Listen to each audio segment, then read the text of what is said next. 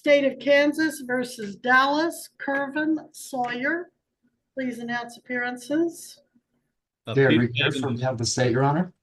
Peter Hagan for Dallas Sawyer, who appears with me. This case in State of Kansas versus Dallas Sawyer immediately sets a tense courtroom atmosphere.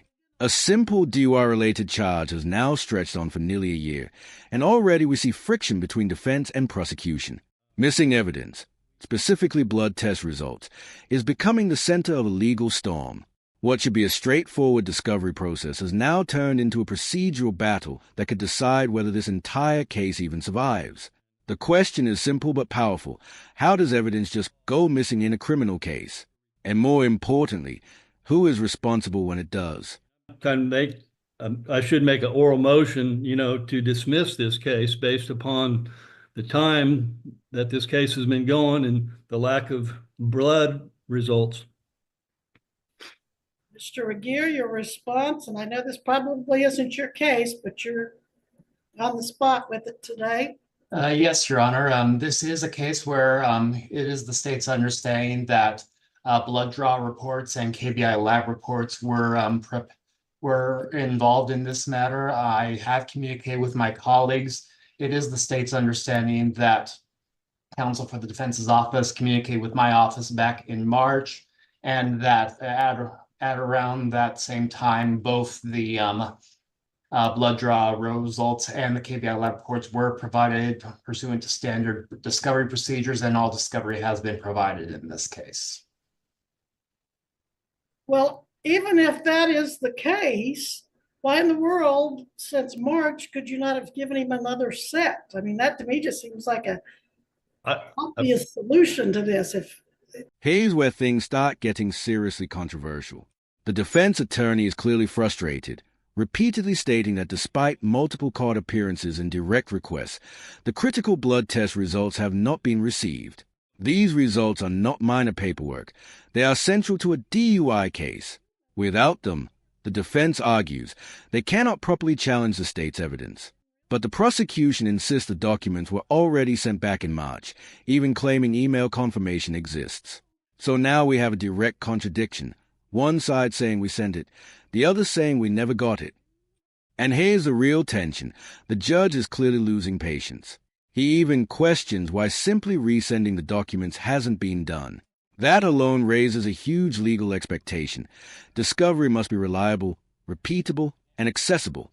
So what do you think? Is this just poor communication between officers, or a serious failure in handling evidence that could affect someone's freedom? And that my office did make those available again this morning. So all they need to do is send me the lab. That's all they need to do. And I've told you to do that. I've told your office. And I suspect, Mr. Regier, that you've put notes in your file telling people to do that. And I just don't understand why it's still an issue. Well, Mr. Regier, is this Mr. Sweeney's case? Is it Mr. Canfield's now, or is it yours? Your Honor, it would appear that unamended information was filed in this case. My name does appear to be on it. If counsel for the defense will communicate with me directly, perhaps that will enable a timely resolution to be reached in this matter. Okay, so they put you on the case. Had you filed the amended information, or I shouldn't say they had you. You filed the amended information January 30th of 2024. And it does have your name on it. And I understand that in this business, the prosecutor doesn't personally put the paper in an envelope and mail it or fax it or whatever, but unfortunately the attorney is the one where the buck stops. So your staff is telling you they sent it in March. You don't have any indication that they tried to send another one after I ordered them to several times? One moment, Your Honor. Your Honor, in reviewing my notes, it would appear that I did request my staff to review this back on August 19th, and it was confirmed that the reports were provided. I also have a note in my file which would appear to indicate that the reports were successfully received by counsel for the defense's office on March 12th of this year at approximately 10:26 a.m. And how do your notes confirm that? In communications with my staff, Your Honor, as well as a certain ledger concerning the issue of discovery. All right, but you don't have anything confirming from Mr. Hagen's end that he received those? Just that Your they Honor, were to Your him? Honor, it would appear that there is a note in my file which would appear to indicate that an email was sent out concerning the issue of discovery to counsel for the defense's office on March 12, and it was confirmed by the individual from counsel for the defense's office that the email was received. Mr. Hagen, do you have a response to that? Sure, Your Honor. What I received March 12th were all the reports that I know of from them, and they did not have a blood test with them. Every time we've been back to court, I've said that. And my office called and said, send the reports. They said, we've already sent them all, just like he's telling me again. And so here we are, how many months later, and all I've asked for is the lab results, and I don't have them to this date.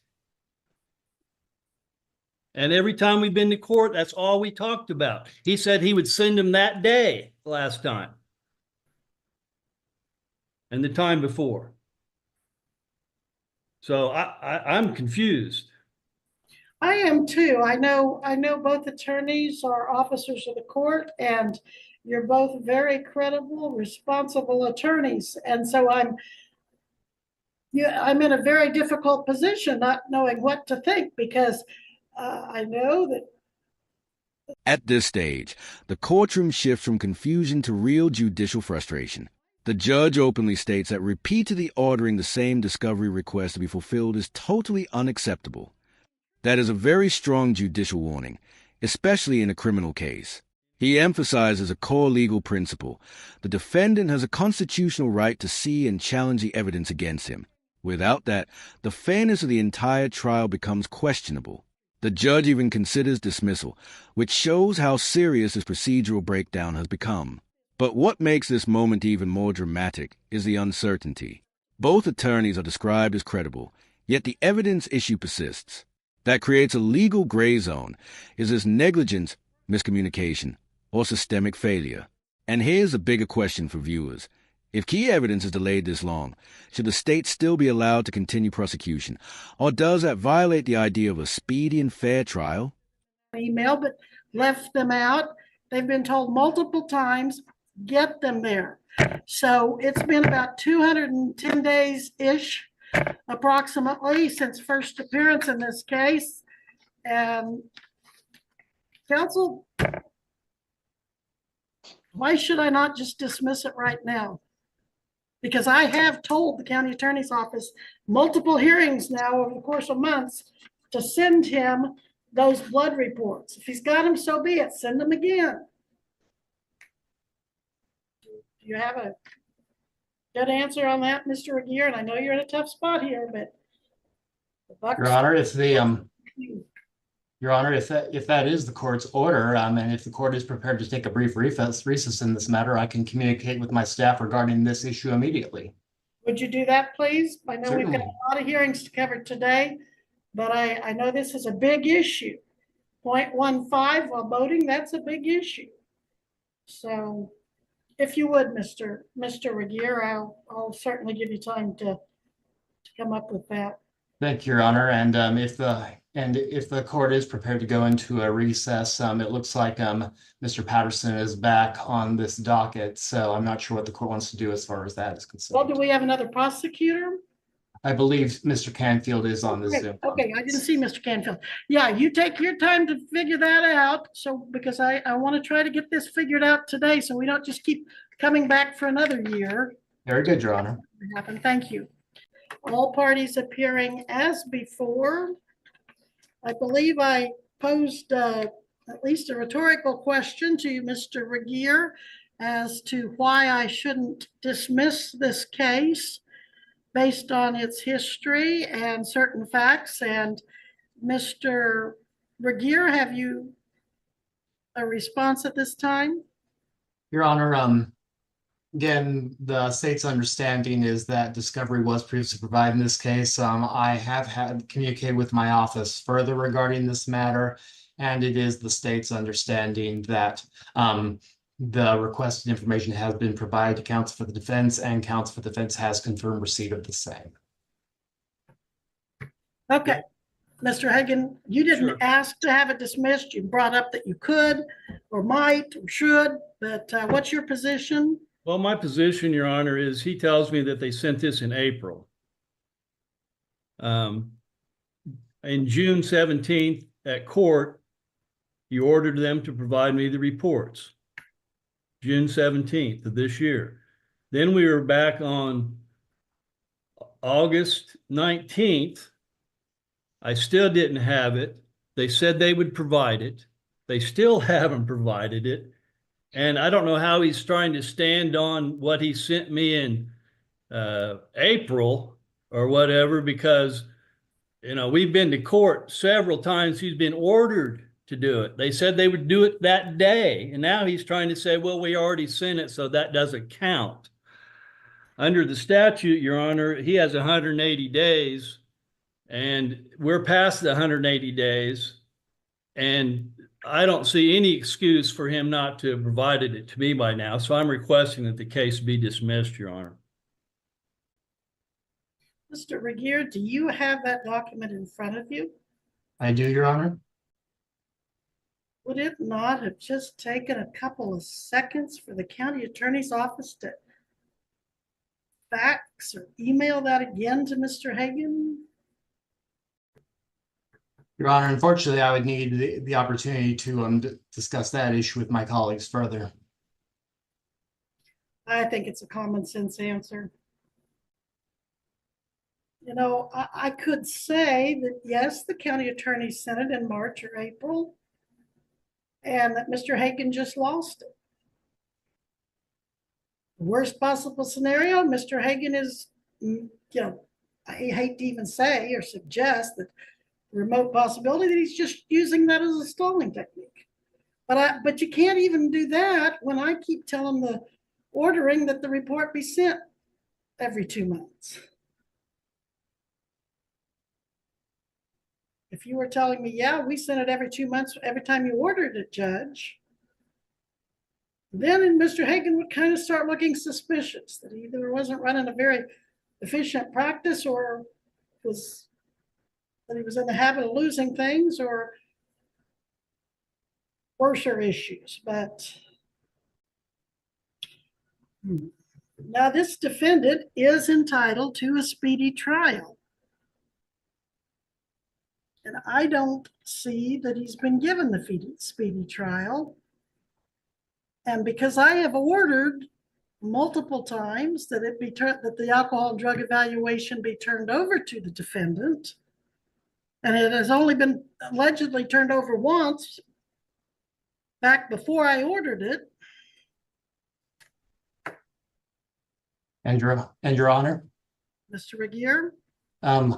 it is also the state's understanding that the request information has been provided to counsel via email, and I believe Your Honor may have been included on that same email as of this Saying morning.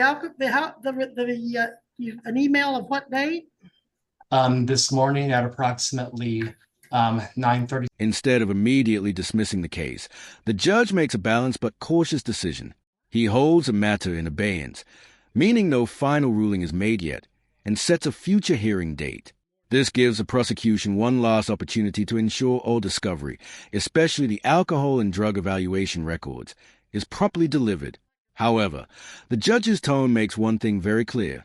Patience is running out. He explicitly orders a report to be resent again, showing that procedural compliance is non-negotiable in his courtroom. So where does this leave the case?